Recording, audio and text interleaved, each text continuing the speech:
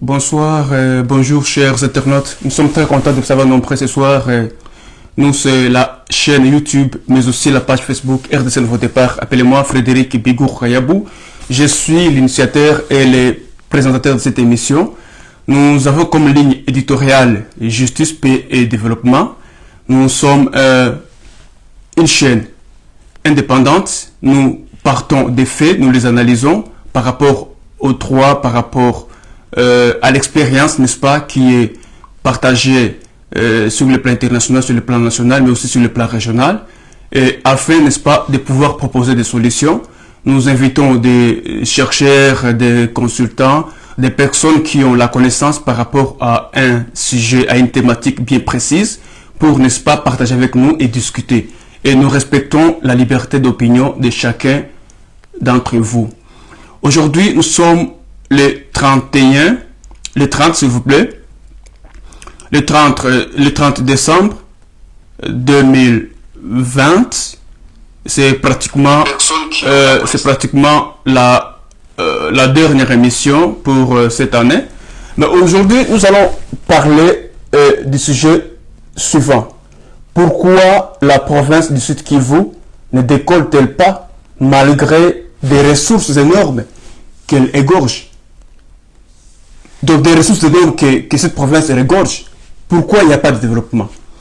Et comme vous le savez, la province du Kivu, c'est une province qui a déjà connu depuis 1963 à peu près 23 gouverneurs. 23 gouverneurs. Pour plus de détails, vous pouvez visiter notre émission d'hier sur la motion de défiance contre la motion de confiance contre le gouverneur Théo Ngwabidje, n'est-ce pas? Vous pouvez retrouver cette émission sur notre chaîne. Mais n'oubliez pas, n'est-ce pas, de partager nos émissions, mais aussi de vous abonner à notre chaîne. Aujourd'hui, nous allons parler de cette question. Nous allons en discuter avec un invité spécial que vous allez découvrir. Il s'appelle Monsieur John Nziombo. Nous allons devoir l'appeler pour pouvoir, n'est-ce pas, nous donner sa vision. Qu'est-ce que lui pense par rapport à ces problématiques?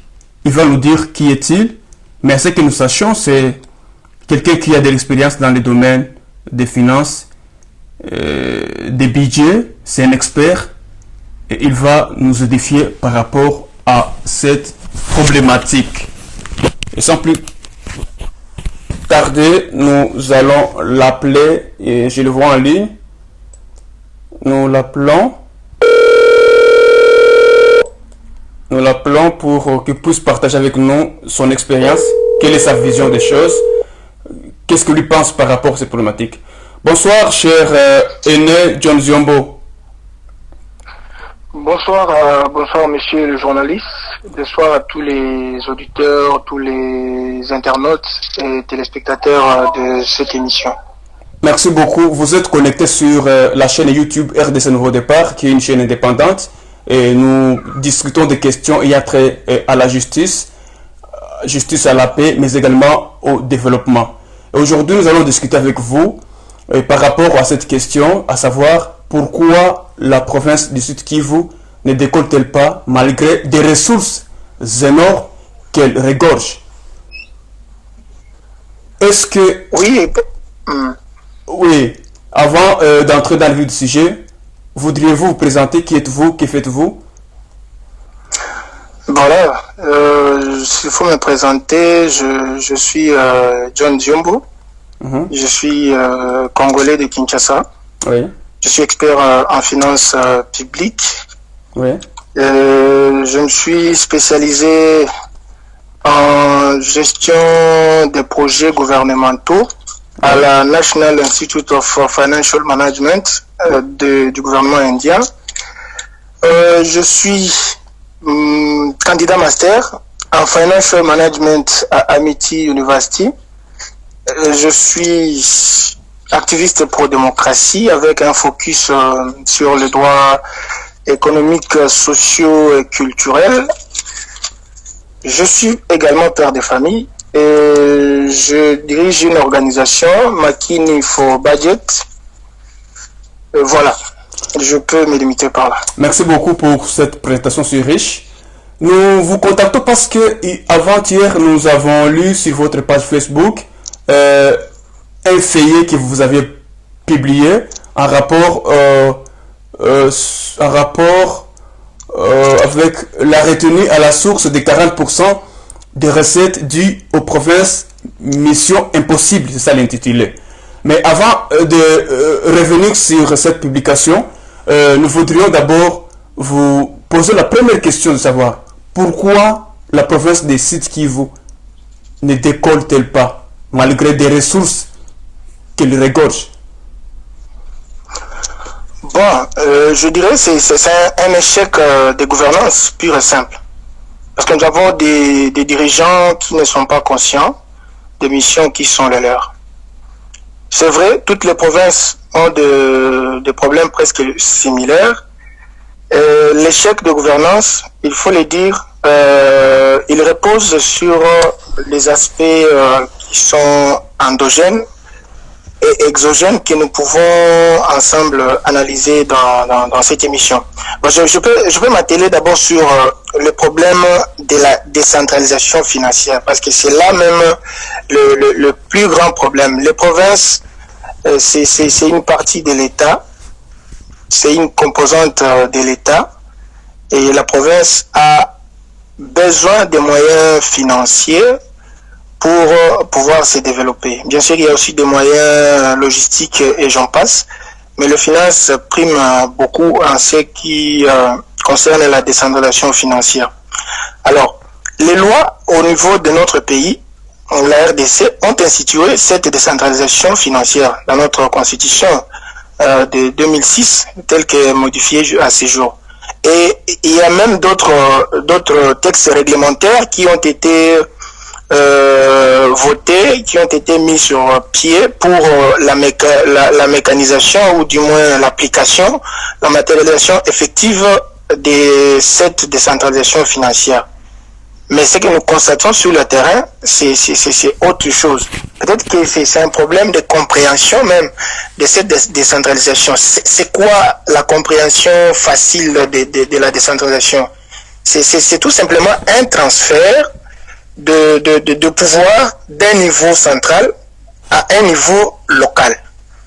Alors, si je peux faire mieux les propos du professeur Nkumbu, lui il est plus explicite. Il dit que la décentralisation, c'est le partage de pouvoir entre trois piliers de l'État, que l'on peut représenter par l'image de trois cercles concentriques. C'est-à-dire, le petit cercle représente les entités territoriales décentralisées. Le cercle moyen représente les provinces. Et le grand cercle représente le pouvoir central. Mais sans que le grand cercle ne puisse se confondre avec l'État. Parce que l'État, c'est l'ensemble de ces trois piliers dont le chef est le président de la République, le chef de l'État. Donc, la province ne peut pas se développer en dehors de ce cadre ici. Alors, le pouvoir central, que nous appelons généralement Kinshasa, a transféré des ressources aux provinces et aux entités territoriales décentralisées pour permettre à ces entités décentralisées de pouvoir trouver les moyens financiers pour couvrir les charges publiques au niveau provincial et au niveau local. Mais Kinshasa a exprimé un refus catégorique par rapport à l'effectivité de ces transferts de ressources financières. Donc restons vraiment dans l'aspect financier des choses. Kinshasa refuse de donner aux provinces les ressources financières. Parce que les provinces, bien sûr, ils ont des ressources propres, ils ont des ressources concurrentes, mais aussi il y a des recettes à caractère national, donc qui proviennent au niveau du pouvoir central, qui sont transférées au niveau des provinces. Et ce sont des recettes qui proviennent au niveau du pouvoir central qui représentent le plus même de la moitié des budgets des provinces. C'est évalué à 60, parfois même à 70%, selon les statistiques. Et parmi ces ressources-là, parce que c'est mieux que les gens comprennent comment ça fonctionne, parmi les ressources financières que le pouvoir, que Kinshasa doit transférer aux entités décentralisées, il y en a au nombre de trois catégories alors. Nous pouvons parler premièrement de la retenue à la source de ces 40%-là. C'est une catégorie de recettes que Kinshasa doit envoyer aux provinces. Toutes les provinces. Alors la deuxième catégorie de recettes, c'est le 10% de recettes des pétroliers producteurs. Les pétroliers producteurs, ce sont des recettes des provinces qui produisent un peu le pétrole. Et en fin de compte, il y a les ressources financières qui proviennent de la Caisse nationale de péréquation, qui constitue donc le 10% du budget de l'État qu'il faut répartir aux provinces pour corriger le déséquilibre socio-économique. Alors, maintenant, qu'est-ce que fait Kinshasa dans ces cas? Tout est devenu politique. Donc depuis la promulgation de la Constitution jusqu'à ce jour, les gouverneurs sont considérés comme des simples représentants du chef de l'État. Ça c'est mon observation. Et puis encore, comme des agents électoraux de régime. Les preuves sont là. Ça veut dire quoi? Il existe... Agents électoraux de régime, ça veut dire quoi? Clairement. C'est-à-dire, il existe par exemple, je veux justifier cela. Il existe un cadre par exemple constitutionnel pour parler de ces problèmes. Parce que les provinces ont du mal aujourd'hui d'avoir les ressources. À l'article 200, si je me bonne mémoire, la Constitution avait institué la conférence des gouverneurs. La conférence des gouverneurs. Alors, quelle est la pratique vécue dans notre pays par rapport à ces cadres-là qui devraient apporter des réflexions profondes pour accoucher aux actions concrètes sur le terrain? Les conférences des gouverneurs, pour la plupart, sont convoquées pour des questions typiquement politiques. Soit les gouverneurs sont convoqués, par exemple, ils étaient convoqués en 2009.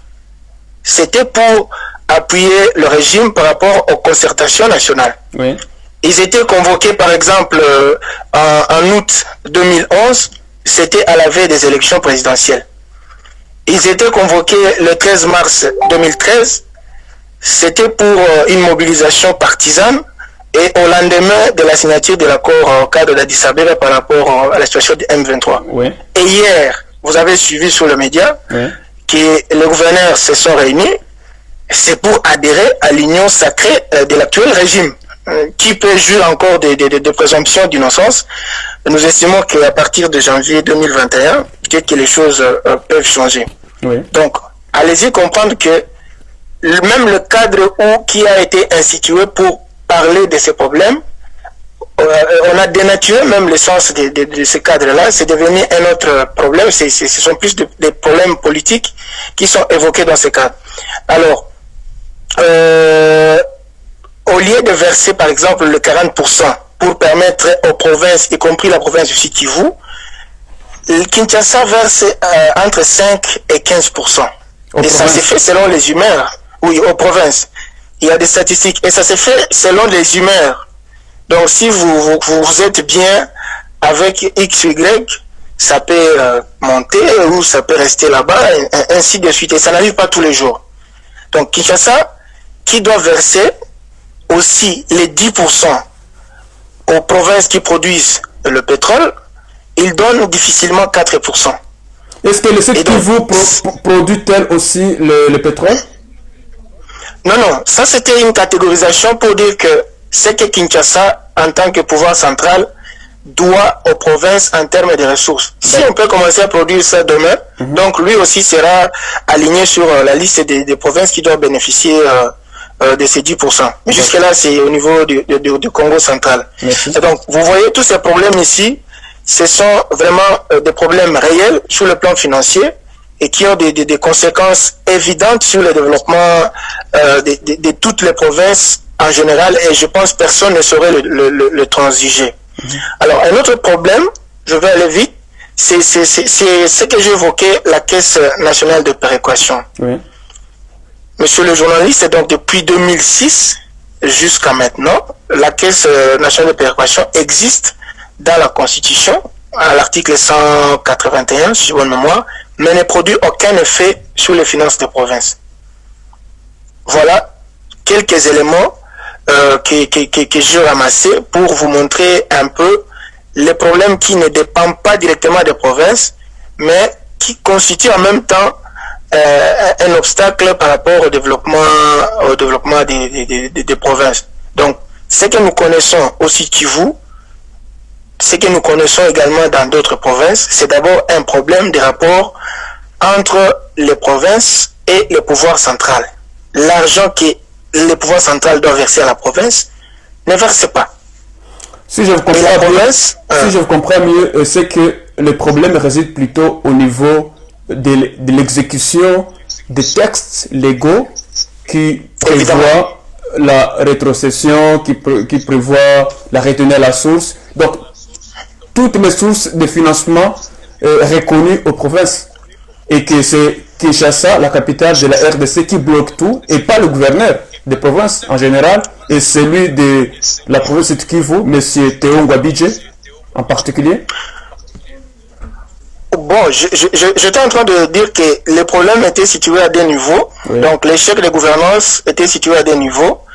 Il était d'abord au niveau exogène, avec ces rapports difficiles entre le pouvoir central et les provinces. Tout à fait. Où les provinces mobilisent l'argent pour les pays, et puis le pouvoir central refuse de retourner l'ascenseur. Ça, c'est à un certain niveau.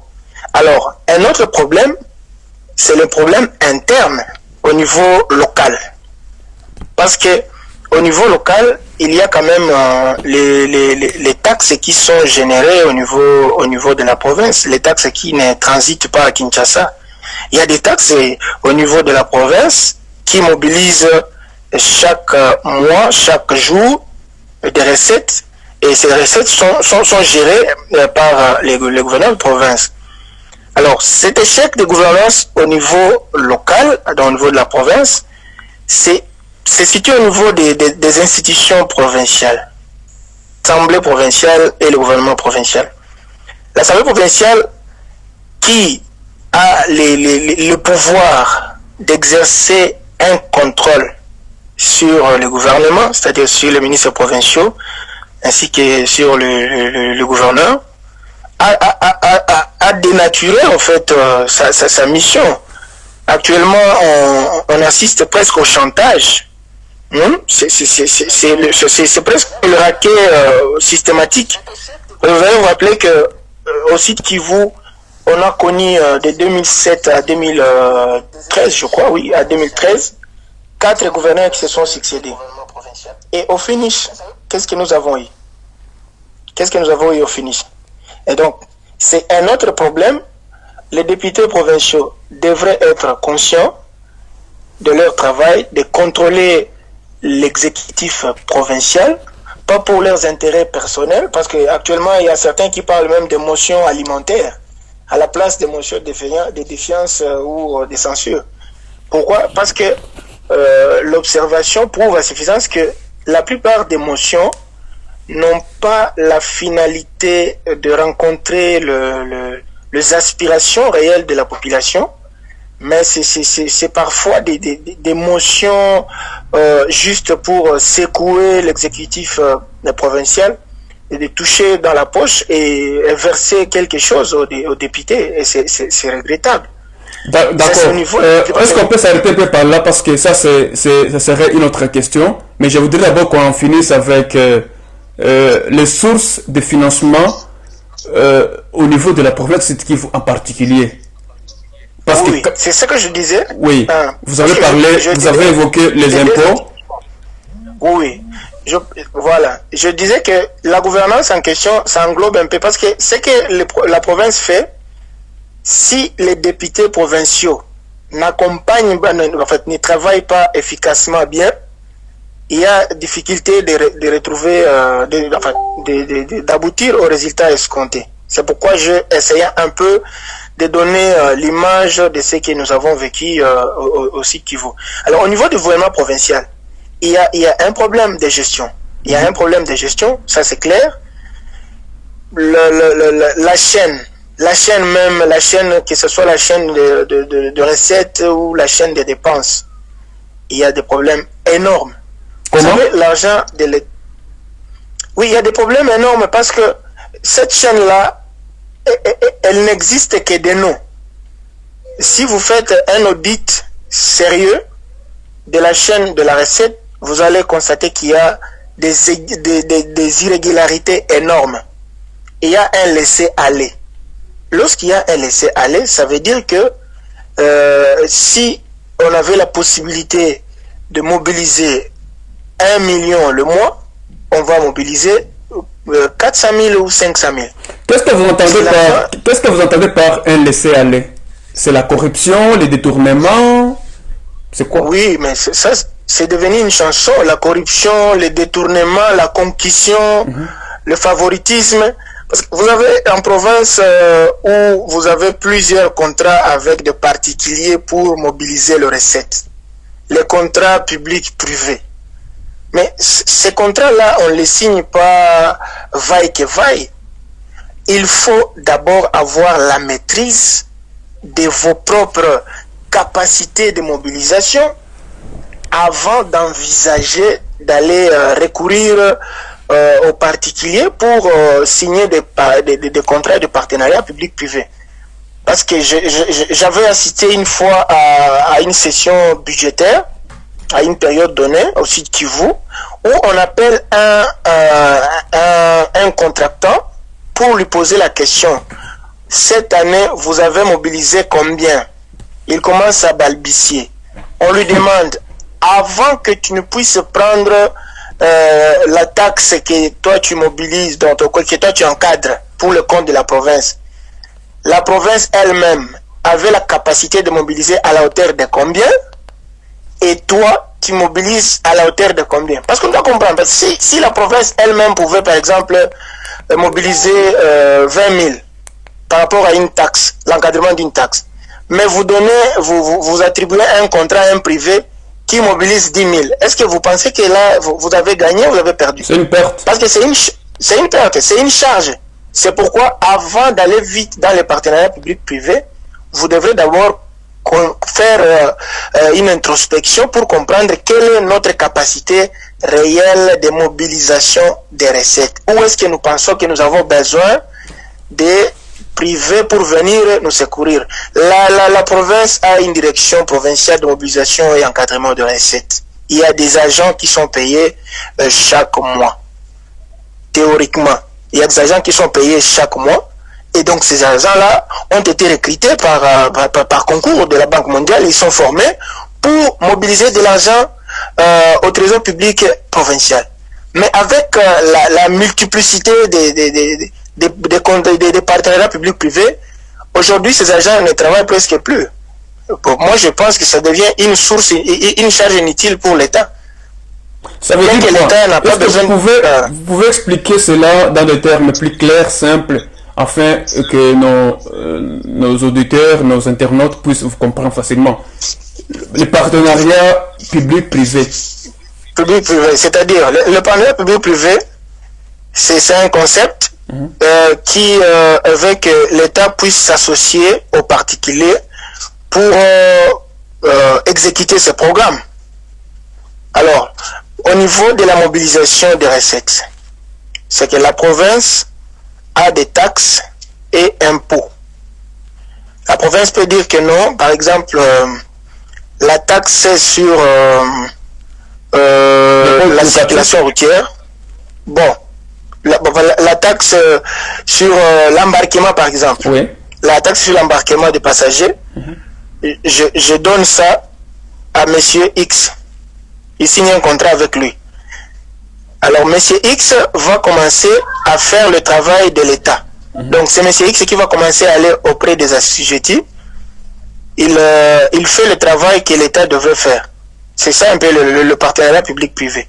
Alors, si l'État a les agents qu'il paye, et puis l'État encore va auprès des particuliers pour soutirer certaines taxes qui sont censées être mobilisées par les agents que l'État même paye, vous sentez que c'est une charge. Oui. Parce que les particuliers qui viennent, on doit payer le personnel. Il peut doublement. On doit. Voilà. Doublement. Alors, pour quelle raison? Pour quelle raison? Lorsque la province leur dit que non, on n'a pas de rétrocession, on n'a pas ceci, on n'a pas cela, Kinshasa n'envoie rien, mais le peu que vous devriez mobiliser, canaliser de manière efficace et efficiente, vous faites encore les partages entre vous et les particuliers. Alors, on sent que par rapport à ce que je te disais, oui. Là où j'avais moi-même assisté dans une session budgétaire, oui. Vous sentez que ces partenariats, je ne dis pas que c'est mauvais, ce n'est pas une invention du Sud Kivu, oui. Mais ça ne doit pas vraiment, ça n'a pas produit un bon résultat depuis qu'on a commencé ça. Je crois que c'est depuis l'époque de l'ancien gouverneur qui est ministre de l'environnement. C'est depuis son époque qu'on avait commencé. Évidemment, c'est depuis son époque qu'on avait commencé à avoir les tendances de partenariat public-privé. Bon, l'autre est venu, il est resté dans la même démarche, mais les conséquences sont visibles. Les agents passent parfois 2, 3, 4, 5, 6 mois impayés. On se demande si réellement ces partenariats-là produisent. Pourquoi la province n'a pas l'argent? C'est ça la question. Merci beaucoup pour ces explications très claires. Je pense que nos auditeurs, nos abonnés sont en train de vous suivre religieusement et je pense qu'ils sont en train de comprendre où se situent les problèmes. Vous venez, si je peux résumer par rapport à ce que vous venez de dire, je vais ramasser plus rapidement.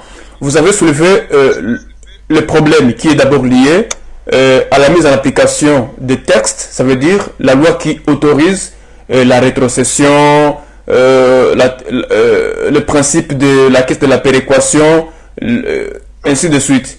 Et ici, il y a un problème qui est purement politique parce que le pouvoir central de Kinshasa ne fait pas appliquer la loi. Donc, on n'applique pas la rétrocession qui oblige au pouvoir central de Kinshasa de retourner au niveau de province les 40% pour leur fonctionnement. Ça, c'est au niveau national. Mais aussi, il existe un problème au niveau provincial ou ce que vous appelez la cause exogène. Ça veut dire le peu de ressources, que la province a ne sont pas bien gérées. Et cela est constaté notamment dans la perception de taxes, par exemple, où on confie le marché à des privés à travers la procédure de partenariat État-privé.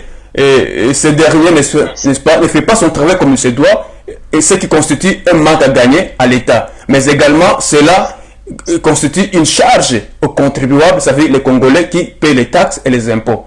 Merci beaucoup pour ces éléments de réponse. Maintenant, je m'en vais à la troisième question. Est-ce que je pouvais compléter un dernier élément? Oui, merci. Parce que là, on parlait de la chaîne, l'encaissement. Oui, il faudrait se rassurer aussi lorsque l'argent est déjà dans le compte du trésor provincial. Ah ouais. Est-ce que cet argent est utilisé à bon escient? C'est là, on parle de la chaîne de la dépense. C'est toute une chaîne, c'est-à-dire il y a possibilité de savoir combien l'État a mobilisé au niveau de la province et combien qui a été dépensé. Lorsqu'il n'y a pas une chaîne qui respecte toutes les procédures d'usage en finances publiques, il se fait qu'il y a l'argent qui atterrit dans des poches des individus à la place de faire le travail auquel cet argent a été destiné. Ça s'appelle détournement. Oui. Pour éviter les détournements, parce que lorsque les gens manipulent de l'argent, il y a risque de détournement. Et c'est pourquoi, en finance, que l'État avait pris des précautions en instituant cette chaîne de dépenses C'est-à-dire, c'est toute une procédure où vous n'avez pas la possibilité vous-même de tout gérer. Mais lorsque vous prenez, vous devenez par exemple vous-même le centre de tout, vous sentez qu'il y a un problème. Lorsque vous devenez vous-même le centre de tout, ça fait que vous avez la latitude de soustraire certains chiffres, personne ne saura qu'est-ce qui se passe. Je me rappelle une fois, c'était l'ancienne époque, où les députés provinciaux faisaient des contrôles. Arrivé au niveau des contrôles par rapport au décaissement, on se rend compte que la province a accordé le crédit à un particulier. On lui a donné combien? 100 000 $. C'est quand même incompréhensible. Comment la province peut donner un particulier, une personne, un individu, 100 000 $? Pourquoi? C'est parce que la chaîne de la dépense n'existe que sur papier. Concrètement, elle n'existe pas. Et les animateurs de cette chaîne, soit ils sont là et puis ils ne sont pas considérés, ils n'ont pas de pouvoir. Tout le pouvoir est centré dans le main d'une seule personne. Et les conséquences, l'argent ne va pas travailler comme il se doit. Et la personne ici, c'est le gouverneur? Bon, les décideurs au niveau de la province, le gouverneur, le ministre du budget, le ministre des finances et son vice, ce sont là les décideurs. Mais les choses telles qu'elles sont doivent se passer. Ils savent ça. Ils savent ça parce que quand on parle de finances publiques, ce n'est pas une affaire à cacher. Donc, ils ont tous les éléments qui leur donnent des orientations par rapport à la gestion, mais ils ne veulent pas aussi appliquer comme leurs collègues de Kinshasa ne veulent pas leur donner de l'argent, et aussi ils gèrent en province comme bon leur semble. Et c'est ça, c'est pourquoi moi je parlais de l'échec de gouvernance. On doit être clair sur ce point. Ah, c'est intéressant. Waouh, c'est intéressant. Mais là, je poursuis avec la question suivante. Quand on fait une observation au niveau de la province, nous constatons que il existe le port de Kalundu, n'est-ce pas, qui est, je crois, c'est le deuxième port national, après celui de Matadi. Le port Matadi, oui. Il existe aussi d'autres ports privés à côté du port de Kalundu. Nous sommes à Kivovo, il y a les ports Mayaka et d'autres ports, n'est-ce pas, qui payent aussi, qui payent des frais, des impôts, des taxes à la province de Kivu. Et le trafic qui s'effectue au niveau de ce port, n'est-ce pas, nous mettons en contact avec la Zambie, la Tanzanie, le Burundi, voilà, ces trois pays, n'est-ce pas? Oui. Je poursuis. La province de Kivu, à la frontière avec le Burundi, la capitale Bujumbura, c'est juste à quelques, je crois, de Uvira, Bujumbura, c'est quelques 45 minutes par véhicule, si je ne m'abuse. La province de Kivu, à la frontière avec le Rwanda, à travers Ruzizi 1er, Ruzizi 2e, la province de Kivu perçoit également les impôts fonciers et d'autres taxes, sans parler des autres sources de financement. Mais nous constatons qu'il se pose un problème. Vous l'avez relevé, évidemment, par rapport à la gestion, la problématique de respect de la chaîne de dépenses et au niveau aussi de la perception. Nous avons fait un constat selon lequel il n'existe pas de route. Moi-même, j'ai partagé sur la chaîne Facebook RDC Nouveau Départ une dizaine de photos qui ont été partagées plus de 250 fois, plus de 300 fois sur ma page Facebook RDC Nouveau Départ. Donc c'est un message. Mais là, on ne comprend pas pourquoi il n'y a pas de route. Il n'y a pas de route. Les routes qui existent sont dans un état de délabrement, dans un état de... Ce sont des routes impraticables. Au vu, on n'en parle même pas. Oui, faisant, je n'ai pas encore suivi, je n'ai pas encore fini. eu égard à ces constats-là, il y a les députés qui ont fait une motion. C'est la motion de défiance contre le gouverneur. Malheureusement, il a survécu parce que la majorité des députés ont voté contre cette motion et en conséquence, le gouverneur est maintenu à la tête de la province. Pensez-vous que la motion des députés était inopportune? Bon, je peux dire non et oui. Pourquoi? Parce que nous sommes des citoyens et ce pays nous appartient tous. Donc il n'y a personne qui peut avoir le droit de parler plus de ce pays plus que nous autres. La motion, c'est bien, c'est dans le travail des députés, c'est dans leur travail. Ils doivent contrôler ce qui se fait au niveau de l'exécutif. Mais qu'est-ce qui se passe? Les gens, tout le monde sait, ce n'est pas un secret. Les agents de la province ne sont pas payés. Et il y a ceux qui réclament 15 mois, d'autres 10 mois. L'année, vous votez un budget. Parce que la province, il y a un budget qui est voté chaque année. Et le budget, il commence le 1er janvier jusqu'au 31 décembre. Alors, vous faites 5 mois, 6 mois sans payer les agents. Comment vous justifiez cela? Le premier chantier, c'est le ventre. Comment vous justifiez cela? Les gens qui, par exemple, participent à la mobilisation des recettes, ils ne sont pas payés. Vous les envoyez à où? Quand ils sont sur le terrain, ils se comportent comment? Chacun peut s'imaginer les choses qui peuvent suivre. Mais donc, en général, on sent qu'il y a un problème. Vous avez touché aussi le problème de projets d'investissement, les projets des infrastructures, les routes, on les voit à peine. Voilà, c'est tout ça en fait, ce que moi j'appelle l'échec de la gouvernance. Ça prend plusieurs dimensions et nous devons avoir le courage de nous le dire en face. Parce que les choses doivent changer. Vous avez parlé de recettes, des impôts. Oui, papa. Vous savez que toutes les maisons du Sud Kivu payent à la province. Elles payent à la province l'impôt foncier. Tous les locataires du Sud Kivu payent à la province. Ils payent l'impôt sur le revenu locatif. Tous les véhicules achètent la vignette au niveau de la province. Ça, c'est l'argent de la province. Et il y a même les taxes qu'on a transformées, c'est presque un impôt, des concessions minières. On paye ça à la province. La province a plus de 170 actes générateurs au niveau des taxes. Donc le tourisme, l'environnement, et compte patati patata. En fait, il y a de l'argent. Il y a de l'argent et ça doit fonctionner. Ça doit fonctionner. On doit voir ça sur le terrain. Le changement, oui.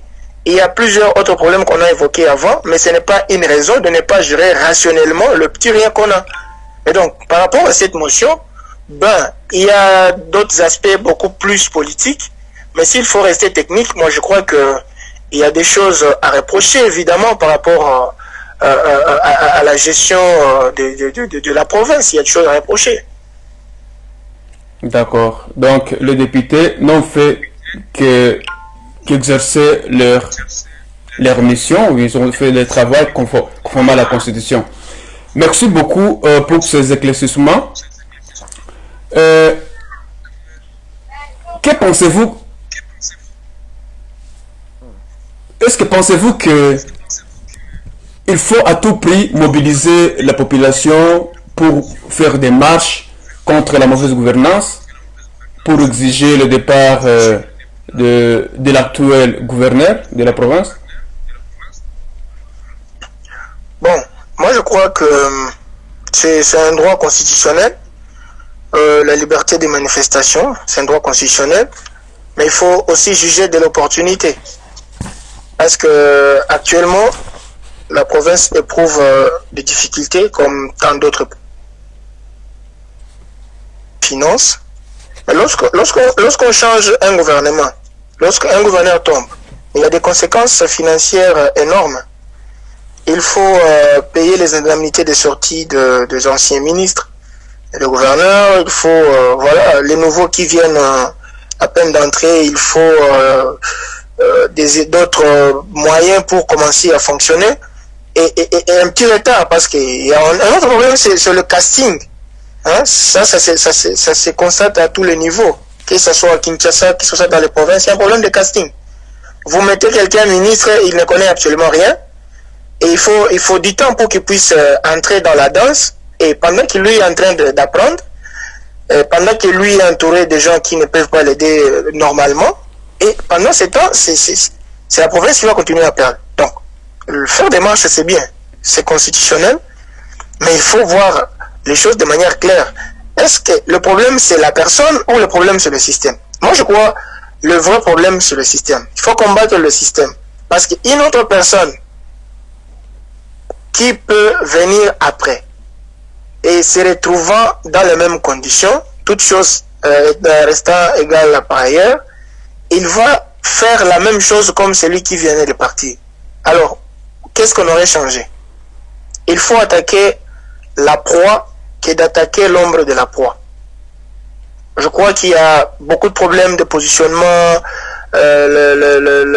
la fièvre actuelle de la scène politique, ça met un peu de confusion partout, mais nous on devrait beaucoup plus se concentrer sur des questions de société, des questions qui peuvent apporter des solutions réelles aux problèmes de la population, que de rester superficiellement dans la politique. Merci beaucoup. Je viens de lire un commentaire, le commentaire d'une intervenante ici qui nous suit. Elle dit ceci, c'est Laura Tressia qui dit, et tout simplement, bon, parce que nous ne nous aimons pas. Lorsque le gouverneur est de Kabare, tout Calais, Sijou, Luinja, Iju et tout autre chi se mobilisent et se mettent ensemble pour qu'il soit mal vu. Que pensez-vous de ça? Oui, mais lorsqu'on arrive dans ces débats de caniveau, mais c'est parce que les gens ne se retrouvent pas. Parce que les gens ne se retrouvent pas. C'est ça. Ils ne se retrouvent pas. Si les gens se retrouvent, mais vous êtes journaliste, vous suivez par exemple les élections en France ou dans d'autres pays développés. Des fois, il y a un journaliste qui apporte un micro pour poser la question, Madame, qu'est-ce que vous pensez des élections? Les candidats disent que ça ne me concerne pas. Je n'ai rien à foutre avec. Pourquoi? Parce que la personne vit dans des conditions où elle n'a pas forcément, parce que nous tous, tout le monde n'a pas besoin de faire la politique. Mais pourquoi tout le monde s'intéresse, devient politicien? Parce qu'il n'a rien à faire, il n'y a pas de travail, il y a de la souffrance, et on voit que devenir politicien, facilement, sa famille devient riche, ses amis, tout ça, on construit des maisons, et voilà, tout le monde s'intéresse à la politique. Mais si ces gens-là étaient dans de bonnes conditions, on ne pouvait pas se poser des questions de savoir, lui, il est de quel coin, lui, il est de quel autre coin. C'est ce que je dis qu'il faut attaquer le système. Parce que tant que le système n'est pas fort, les hommes, on peut changer de celui de ces côtés-ci, on change de l'autre côté, et ça sera toujours la même chose. Donc ça sera comme une mise en scène où on laisse à chaque communauté de venir bouffer de l'argent de l'État. Alors, merci beaucoup pour cette réponse très professionnelle et très cadrée. C'est le système qui est malade, c'est le système qui est à la base de tous ces problèmes. Et donc la population doit prendre ses responsabilités parce que c'est bien elle qui est le souverain primaire, conformément à l'article 5 de la Constitution. Et donc elle doit user de ses droits, des possibilités constitutionnelles qui lui sont offertes pour pouvoir, n'est-ce pas, s'imposer et prendre les choses en main. Quel est votre dernier mot? Bon, généralement le dernier mot c'est lorsqu'on veut mourir, mais comme je suis encore en vie, je ne peux que vous remercier, remercier tous les fidèles qui suivent votre chaîne, vous féliciter parce que votre émission est une émission, au départ même son titre, RDC Nouveau Départ. Merci. Ça donne de la matière. C'est mieux vraiment que vous puissiez continuer dans cette lancée. La RDC, c'est notre patrimoine commun. Nous avons la responsabilité sociétale, en tant qu'un Congolais, de participer à la gestion du pays. Et chacun doit le faire à son niveau. Parce qu'on ne doit pas seulement attendre devenir un politicien pour participer à la construction de son pays. On peut contribuer au développement de son pays à plusieurs niveaux. Et donc, je vous félicite beaucoup pour ça. Et nous restons ouverts pour d'autres partenariats, dans le sens de faire briller le flambeau de la RDC. Merci beaucoup pour vos brillantes interventions et nous rappelons à nos auditeurs, à nos internautes que Monsieur Franck Ziombo, c'est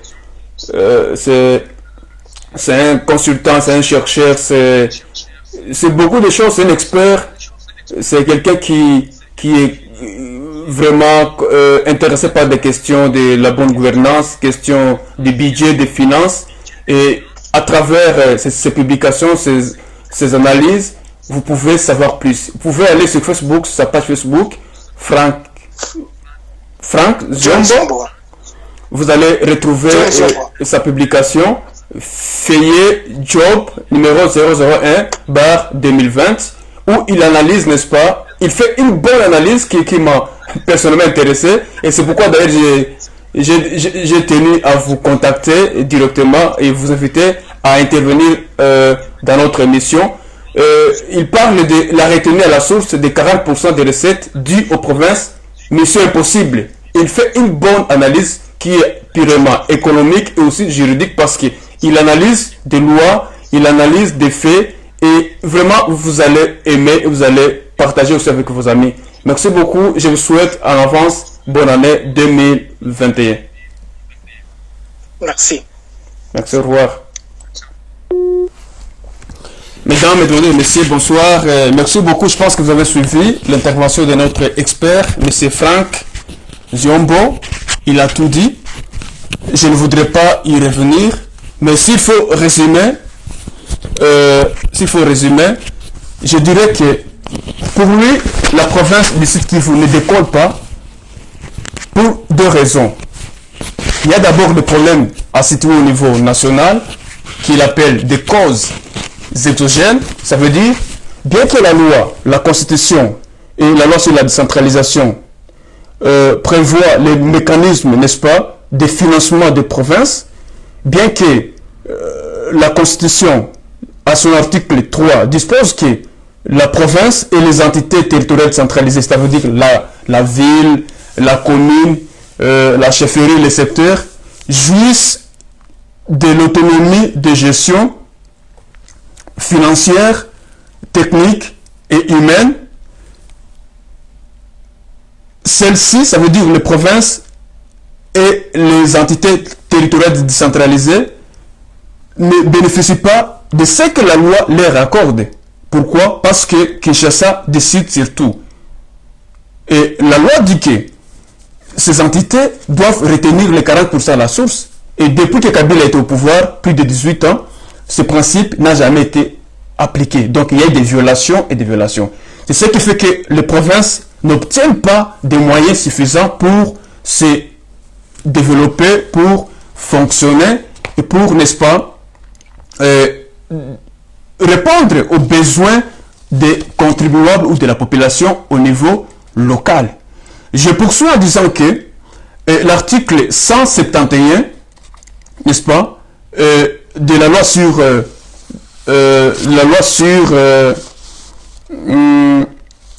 sur les finances, pas sur les finances publiques, mais sur la décentralisation, qui dispose que les finances, qui parle des finances du pouvoir central et celles des provinces, et que ces finances sont distinctes. Donc, la province ou les provinces ont leurs finances publiques, et ainsi que la capitale ou le pouvoir central Kinshasa a aussi les siennes. Si je poursuis, la même constitution donne des matières qui sont concurrentes et des matières qui sont exclusives par rapport aux provinces. Et donc, voilà autant de matières, n'est-ce pas, qui sont réglementées par la loi, la constitution et des lois d'application, n'est-ce pas, lois organiques, mais qui ne sont pas malheureusement appliquées et respectées dans la pratique. Parce qu'on n'applique pas ces principes. Si vous lisez aussi la loi numéro 02/012 portant principes fondamentaux relatifs à la libre administration des provinces, à l'article 44, il est disposé que le budget de l'État comprend le budget du pouvoir central et du budget des provinces, notamment celle du Sud Kivu. Maintenant, le budget des provinces n'est pas respecté, n'est pas appliqué comme la loi l'exige. Et tout ceci, c'est parce que Kinshasa ne le veut pas. L'article 48 dispose aussi que les ressources propres des provinces comprennent les impôts, les taxes, les droits provinciaux et locaux, les recettes de participation. Et donc,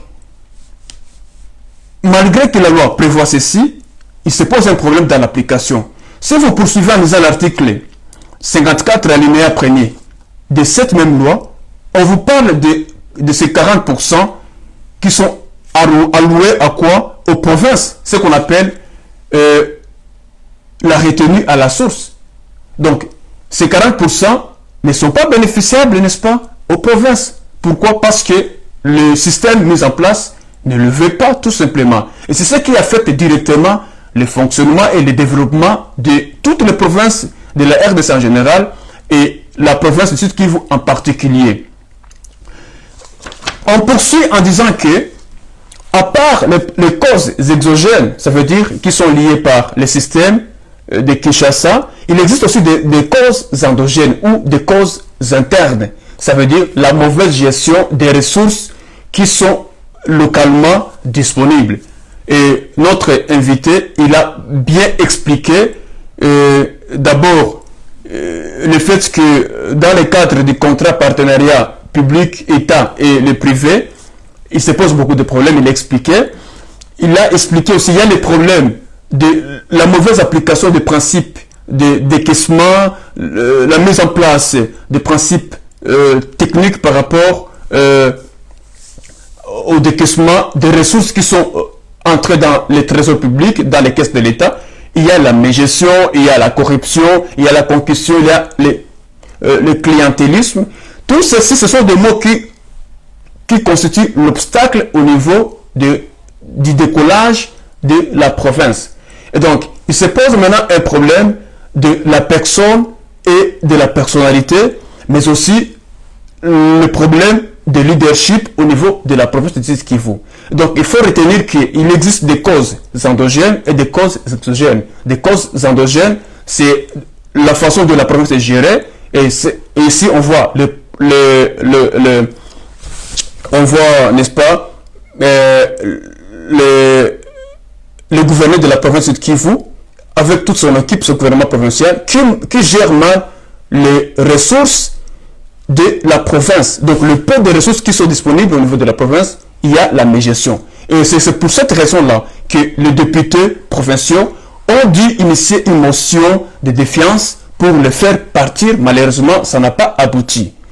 Il existe aussi des causes exogènes, nous l'avons dit, c'est au niveau du pouvoir central. Et nous allons tenter de joindre l'aide des députés provinciaux, prochainement, ça sera en janvier 2021, qui va nous expliquer quelle est sa compréhension par rapport à cette problématique. Merci beaucoup de nous avoir suivis, merci beaucoup de partager nos émissions, merci beaucoup de vous abonner à notre chaîne RDC Nouveau Départ. Pour la province du Sud Kivu, pour un nouveau départ en 2021, il faut changer la gouvernance, il faut changer les hommes animateurs, il faut changer la façon de faire. RDC Nouveau Départ 2021, c'est avec la province du Sud Kivu et la République démocratique du Congo en général. Merci beaucoup et je vous souhaite meilleurs vœux 2021. Merci beaucoup et à plus.